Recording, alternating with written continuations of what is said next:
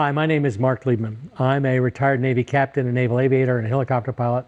I'm also an author of 12 different novels, some about the naval aviation and the others about the age of sail. I'm also an amateur aviation historian, and today I'm going to talk about the Zeke 52, which is the second most produced variant of the A6M Zero, also known as the Zeke, or some people call it the Zeke 21, which is an earlier version.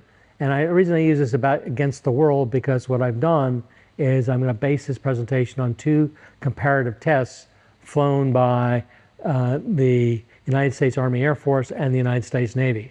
So what's in this presentation is the information, or a summary of the information from these reports, which were conducted in November of 1944 and April of 1945.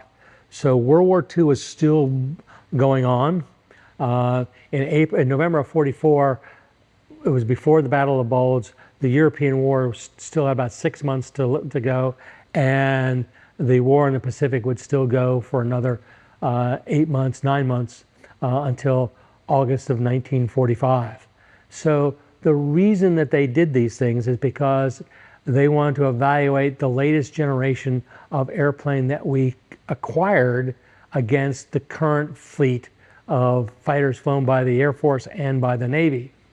So this was the first official test of a Japanese fighter that was captured intact since the one that was picked up on Akutan Island in the Aleutians on July 11th, 1943. So when you do this kind of testing, you don't get to pick and choose what airplane you're going to have. You get what you get, whether it's captured or whether it's defected or whether it was crash landed on your territory, and you're able to rebuild it and fly it. So both these reports, which were done, like I said, in 1944 and early 45, were not declassified until well after World War II. In fact, they were not declassified till 1963. So to give you an idea, that was 2 years before the Vietnam War started. Most of the airplanes on Navy carriers, with the exception of the A-1 Sky Raiders, were jet powered. The Air Force had gone pretty much to an all-jet Air Force. And so the fact of the matter is, these were held, closely held and kept classified until the early 60s. So this is part of a program that we now talk about as foreign technology assessment. And what it is assessing in a controlled environment, so you understand the performance and capabilities of an enemy's piece of equipment, in this case airplanes, so you can then fly them and test them against airplanes that you continue to fly to develop tactics, both to defeat the enemy and also to figure out how to defend yourself if in fact you're in a position where you need to. So in most cases, these airplanes are captured or delivered by a defector or have crash landed in territory that you control. And if it's crash landed, you pick it up and you see if you can put it together, or maybe get bits and pieces from another wreck so that you can then fly it. So once the airplane is taken to a site for testing, it's typically disassembled at least to the point so we can understand its systems and how it's constructed and stuff like that. And then it's also examined to make sure that nothing's broken, and then it's test flown. So they typically are put through a normal flight test program to determine its handling characteristics, and then it's flown in mock combat. So there's some limits to this. Number one, again, as I said earlier, you don't get to pick and choose what you're going to test. You don't have the maintenance manuals or the pilot operating handbooks on the airplanes, and you often have a paucity of spares to repair things that break. So you've got to look at these tests in the context of the time of the test, not with hindsight developed later. So in one of the comments I got on one of the other comparisons I did is the guy said, well, why don't you test this against the TA-52? Because I was comparing the Focke-Wulf 190 against the Corsair, and the answer is simply this. There's two reasons. One, there wasn't a test that I can find, and two, only 59 TA-52s were built. They didn't come out until January, so they weren't relevant. But the point of the matter is, when you do these kind of tests, you test what you have, not something that you capture after the conflict is over. So the emphasis, as I said earlier, in this comparison was to collect qualitative data that was useful to pilots in combat.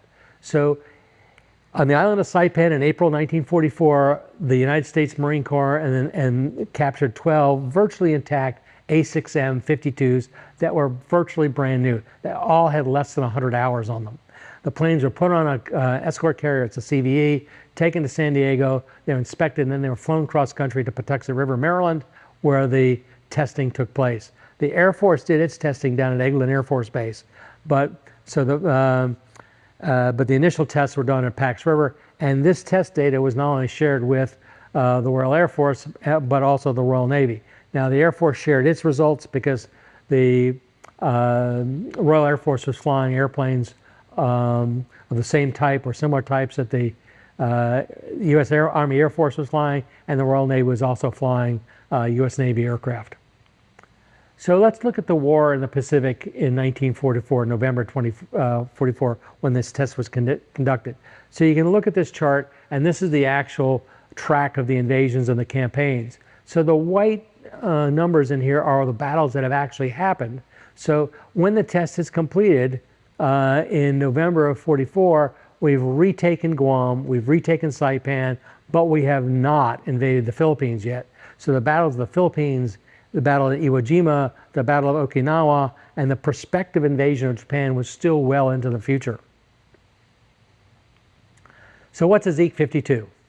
Essentially, it's the same airplane as the Type Zero, known as the Zeke 21. The biggest difference is that it has an 1130 horsepower engine as opposed to a 950, and the number of rounds in the wing for the cannon has been increased from 60 to 100, and it's now belt fed as opposed to a drum feed.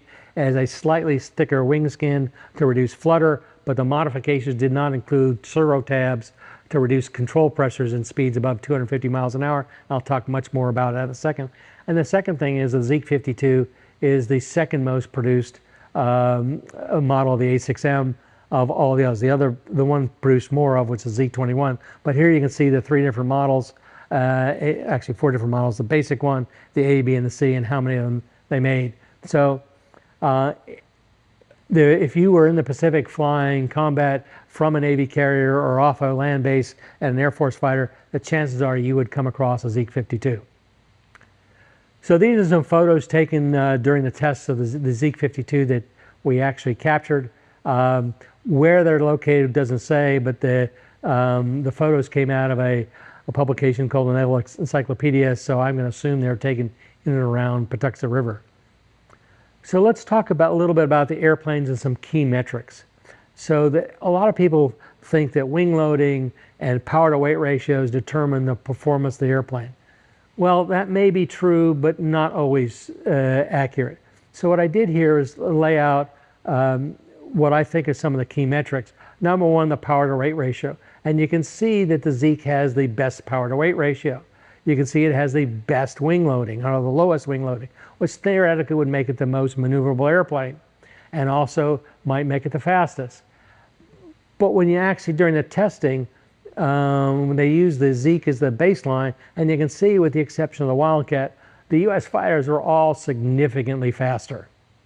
And just for the sake of argument, for those of you who really want to nitpick this, the D model F4Us, or 1Ds that were used, had water injection, which gave them an extra 250 horsepower.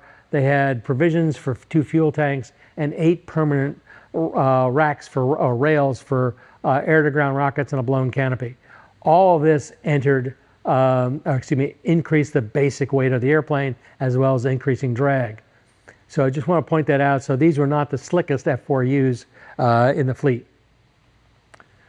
So both air services, as I said earlier, flew these things in quantitative tests to develop performance data, and then in mock combat. And the way they defined mock combat sorties was they were full ammunition, they take off with full fuel, and then they'd fly to a rendezvous, and the mock combat would begin. But let's start with the beginning.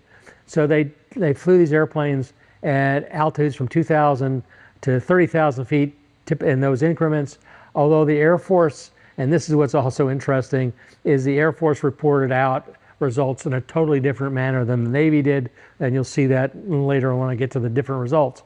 But they tested the roll rates of the airplanes while climbing, while diving, and in level flight throughout the speed regime. They did turns at high and low speeds, again, throughout the speed regime. And understand when I talk about turns, there's a difference between the rate of turn, which is how fast the airplane goes around the circle, as opposed to the radius of turn, which is the diameter of the circle. And in airplanes, the slower you go, the shorter the radius, so the tighter the turn. And the rate of turn doesn't matter, because as you slow down, the radius begins to decrease. So the rate is different than the radius. So they also use the best rate of climb airspeed for each airplane, and then they measured the control forces throughout the flight envelope. And this, again, you'll hear me talk about this later. So when they did the mock combat, the scenarios were typically this: head on, both airplanes coming at each other, level flight. At a certain point, somebody says on the radio, "Fight's on," and then the two pilots then do something. And they didn't do it just once. These were free-form exercises once they started in position, and the idea was to get into a firing position, which is essentially behind the other airplane, or in a point where you can hold your gun camera or gun sight on the other plane long enough to fire a burst to inflict fatal damage. So then they would start parallel, wingtip to wingtip, roughly a quarter mile apart. Radio call, "Fight's on," and the pilots did what they want to do. And they didn't do it just once; they did it many, many times. Then the next one was diving from behind. So there was above and behind means you're up above behind the one fighter behind the other, and "Fight's on." The attacked airplane sees the other airplane and then does something. And they did it with both airplanes in both positions. And again, they did it many, many times. And the 2,000 feet is a pretty healthy separation. And again, as how long and how fast could one fighter from that start point get into a firing position and be able to hold the gun camera or the gun sight on the airplane to fire a long enough burst, typically 3 seconds, with 650 caliber machine guns, or in the case of the P-38, when you see it later, a 20 millimeter cannon and 450s, and the P-47 with its 850s, but long enough to get a 3-second burst off at the other airplane. So I hinted at this, but here's some other differences in the methodology.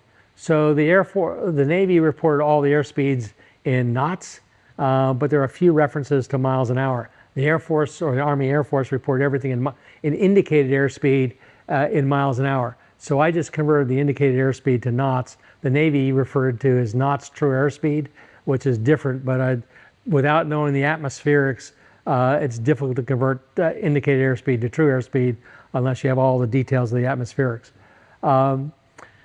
Then they did the speed at altitude. So the Navy was diligent reporting the speed from 200 feet up to 30,000 feet. The Air Force only reported out 10,000, 25,000 feet, and then just said the Army Air Force airplanes were faster at all the other altitudes. The Navy gave specific weights of the Zeke 52 in terms of its combat weight, which is essentially the basic weight of the airplane, plus the pilot, plus fuel, plus oil, plus ammunition. The Air Force provided no information on the weight of the Air Force airplanes or the Zeke 52. So I essentially used what was in the report out. And the other oddity about this is that the weight given in the Navy version of the test didn't match what was in the actual test report. Now, what the test report says is that the airplane, the Zeke 52, has a combat weight of 6,094 pounds, but, excuse me, that's the Navy's test weight. But when I looked at the actual report out, it says the Zeke 52 is 5,555 pounds to 6,136 pounds. And the reason for this dichotomy or difference is the the Zeke 52 could carry external stores, primarily a fuel tank. So that, I think, is where the difference comes, but I'm not 100% sure. So then the other thing is that the Air Force provided power settings, the Navy didn't. They just said military power. The Navy provided, again, nothing. And then the Navy's comments were pretty terse, 1 or 2 sentences. The Air Force was a bit more free with its words. So let's get into the test notes. And this is essentially summaries from the actual test reports, somewhat condensed to get them on a slide. So essentially the F4U, when you look at these numbers, was faster, significantly faster, and could outclimb the Zeke 52 pretty much throughout the flight envelope. 750 feet per minute is significant. 500 is beginning to get to the point where it's not that significant. But so the F4U was faster, climbed better, and below 200 knots, the roll rates were equal, which I thought was interesting.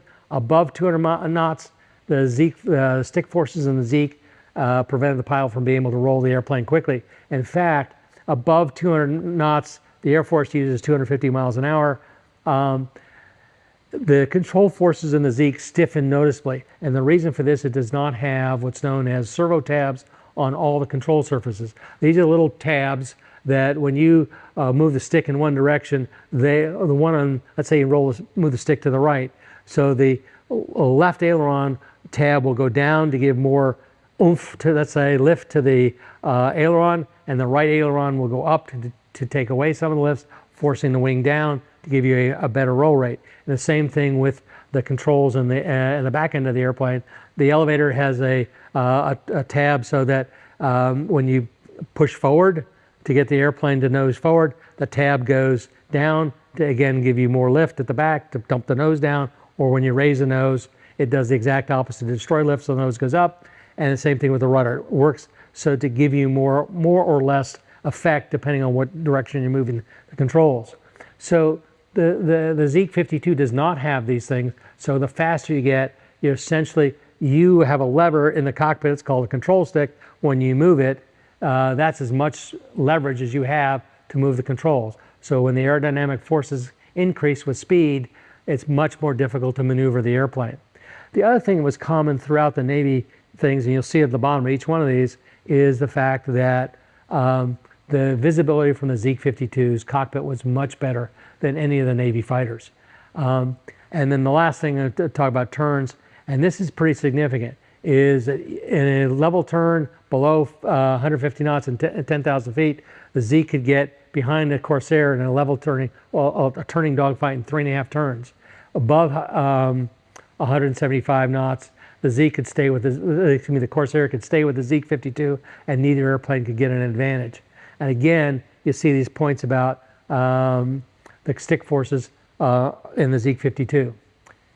The F6S, again, had advantages of being faster, but it didn't actually outclimb the Zeke 52. And you can see the differences here. Again, below 200 knots, the Zeke 52 is superior in roll rate. Above 200 knots, the Hellcat was better. Slow speed, again, the Zeke could gain in one full turn, in 3.5 turns, gain below 175 knots. Above that, the Hellcat could stay with the Zeke. So again, what you're seeing here is that the Zeke was a much better airplane at slower airspeeds, but as soon as you got faster, the Hellcat and the Corsair were superior. So this is the one that I found some surprising information, because a lot of people think the F4F, which is the predecessor to the FM2, and I'll talk about that in a second, is by the time this test was done, the F4Fs were being phased out, and the FM2, which is essentially an F4F with a different engine and 2 fewer guns, was replacing it. So it was a little lighter, had more horsepower, but if you look at the roll rates, the FM2 had a much better roll rate below above 160 knots, and in level turns, it would take the Zeke 8 turns to get behind a Wildcat, which I thought was amazing, because we always heard that the Zeke, or the Model 21 and later the 52, could outturn the Wildcat, and it wasn't even close. And again, above 200 knots, 175 knots, whichever number you want to use, the Wildcat was easier to fly and was much more maneuverable. So let's shift to the Air Force airplanes. So I'm going to start with the P-38. Again, it had a huge speed advantage. I'll start there. But even using maneuvering flaps, the P-38 couldn't turn with the Zeke. And in fact, in less than one turn, the Zeke would be behind the P-38. But the P-38 could accelerate better and could quickly get ahead. So again, below 200 miles an hour, the Zeke had a better roll rate. Above 200 miles an hour, the P-38 had a better roll rate. And the other thing is what they said on the interesting thing about the head-on engagements is once both airplanes started turning, the Zeke would be very quickly behind the P-38. So the P-38 had to use its speed and diving ability to break away.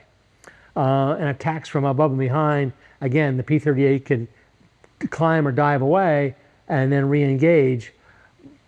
But even when it bounced from above and behind, the P-38 could barely hold a gun shooting position for 3 seconds before the Zeke would be out of the gun sight range. So the P-38 would then, to maintain its advantage, would have to climb and then re-engage, because if it stayed in the turning fight, the Zeke would be behind the P-38 very quickly. So against the P-51D, it's pretty much the same story. And it's the same story as the Navy airplanes. So again, it's faster, climbs better, but in any fight, the Zeke would gain a firing position in a level fight in less than 1 turn. That's pretty amazing. So again, in the P-51, you could use your speed and climbing ability and diving ability to get away and pick and choose when you wanted to fight. And this is, again, the same as the P-38. And if you go back to my original slide, and I'm going to zip back here for a second, you'll notice that the wing loading of the Air Force fighters is almost twice that of the Zeke 52, and about half again that of the Navy fighters. And this is probably where or why the Air Force fighters don't turn as well as the Zeke 52. So then we get to the P-47 Thunderbolt. This airplane, again, in a turning fight, very quickly the Zeke would get behind the P-47. But again, it could accelerate away and also dive away very quickly. So again, if you're flying a P-47, if you're bounced by a Zeke, you dive.